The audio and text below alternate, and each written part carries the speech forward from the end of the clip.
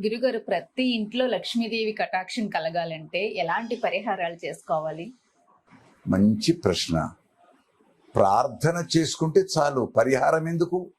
తప్పు చేస్తే పరిహారం, తప్పే చేయకుంటే పూజ, పరిహారం లేదు. పూజ, నమస్కారం. అమ్మవారి అనుగ్రహం ఇంకా అమ్మవారి అనుగ్రహం కావాలి అంటే లక్ష్మికి కూడా పేదవాళ్ల మీద ప్రేమ ఎక్కువ.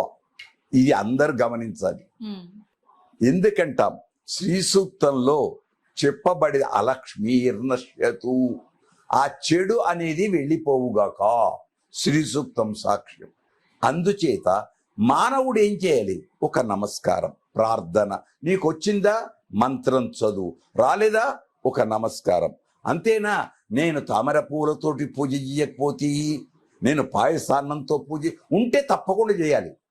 నీకు ఉన్న తర్వాత దాచుకోవడం అనేది ఉండకూడదు. లేదు మనస వాచ కర్మణ ఒక్కసారి ధ్యానం చేసుకుంటే చాలు.